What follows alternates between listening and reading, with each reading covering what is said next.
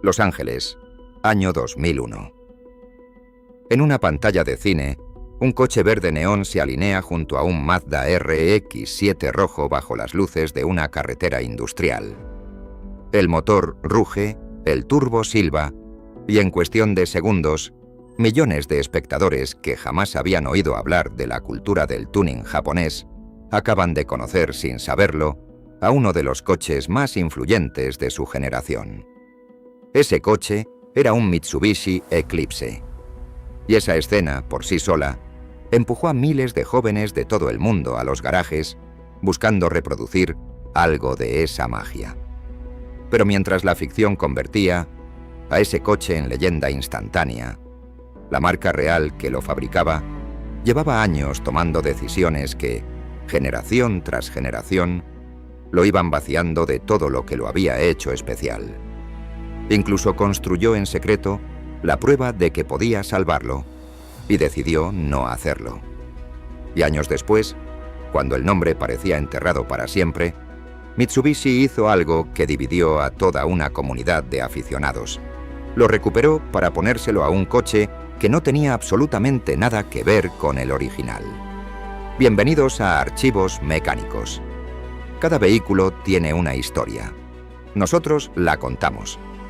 Hoy abrimos el expediente número 2. El caso Mitsubishi Eclipse.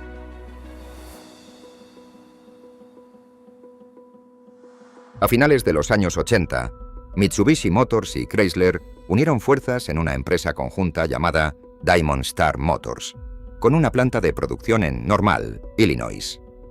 De esa alianza nacieron 3 coches hermanos, con la misma base mecánica pero distinta insignia: el Eagle Talon, el Plymouth Laser y el Mitsubishi Eclipse. Con el tiempo solo el japonés sobreviviría en la memoria colectiva. Talon y Laser desaparecerían en apenas una década, mientras que el Eclipse construiría una identidad lo bastante fuerte como para seguir siendo reconocible más de 3 décadas después. El verdadero argumento de venta no estaba en la carrocería. Estaba debajo del capó.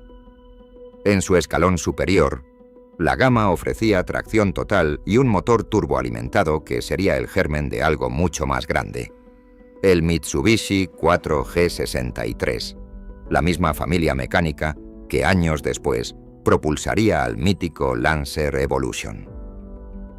Compartir motor con un ícono del Mundial de Rallys no era un detalle menor. Le daba al Eclipse una credibilidad técnica que ningún otro coupé de su precio podía igualar en aquel momento.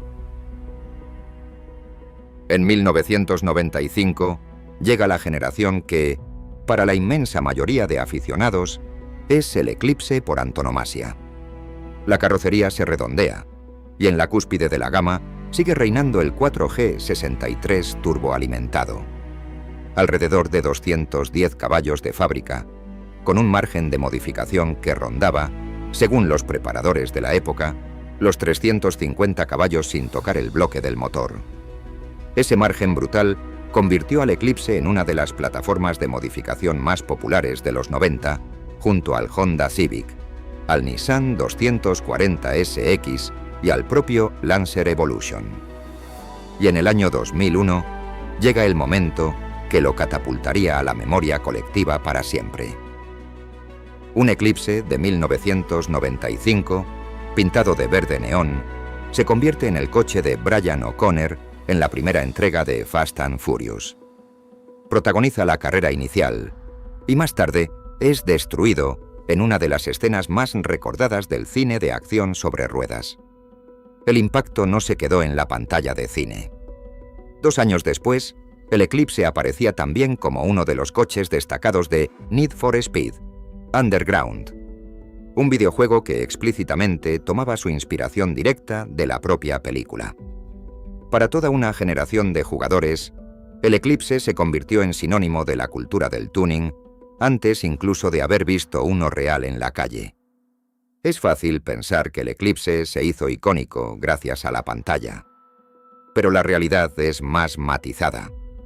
Tanto el cine como los videojuegos encontraron un coche que ya llevaba años construyendo reputación real entre aficionados al tuning, y simplemente le dieron el escaparate más grande posible. En el año 2000 llega la tercera generación. Y aquí empieza un cambio de rumbo que muchos aficionados tardarían años en perdonar. La tracción total, bandera del Eclipse desde su origen, empieza a desaparecer de gran parte de la gama. El turbo deja de ser la opción de referencia. El mensaje comercial era comprensible. El mercado de los cupés deportivos puros se reducía, mientras crecía la demanda de coches más versátiles.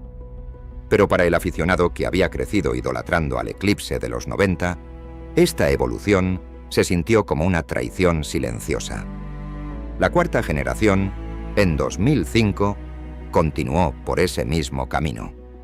Un coche más grande, más musculoso en apariencia, pero cada vez más alejado en espíritu de aquel coupé accesible que había definido a la marca.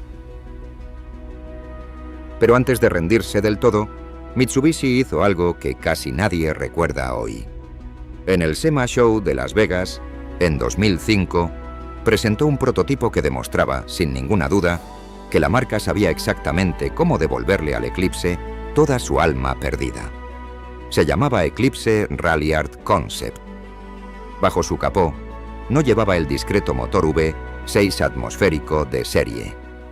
Llevaba el motor 4G63 turboalimentado, extraído directamente del Lancer Evolution, potenciado con un turbo HKS, hasta alcanzar unos 400 caballos de potencia. Recuperó también la tracción total, tomada del propio sistema del Evolution. Carrocería aligerada con paneles de fibra de carbono, cambio manual de 6 velocidades, interior con asientos de competición. En esencia, Mitsubishi había construido, dentro de sus propias instalaciones, la versión que toda la comunidad de aficionados llevaba años pidiendo a gritos. Y entonces, no pasó nada. El Ralliart Concept nunca llegó a producción. Se quedó en un proyecto experimental, exhibido en un salón, fotografiado por la prensa especializada y después simplemente olvidado. Hoy ni siquiera se sabe con certeza qué fue de aquel prototipo concreto. Mitsubishi tuvo la prueba de concepto en sus propias manos. Y aún así, en 2011, decidió detener la producción del Eclipse por completo. Sin sucesor, sin heredero. El nombre, simplemente, desapareció del catálogo. Durante 6 años, el Eclipse quedó relegado a un capítulo cerrado.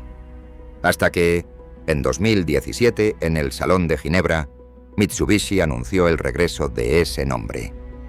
Pero lo que se presentó no tenía ninguna relación mecánica, ni de diseño, ni de filosofía, con el coupé original. Era un sub-crossover compacto, el Eclipse Cross. Ni una sola pieza en común. Ni tracción total con vocación deportiva, ni motor pensado para el rendimiento, ni ADN de tuning.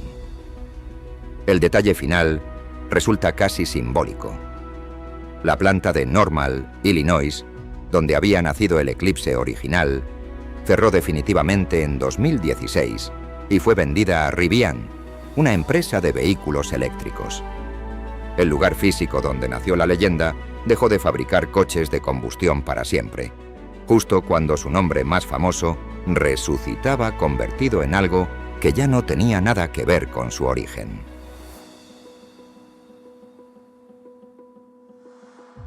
El Mitsubishi Eclipse real dejó de fabricarse en 2011 y jamás volvió.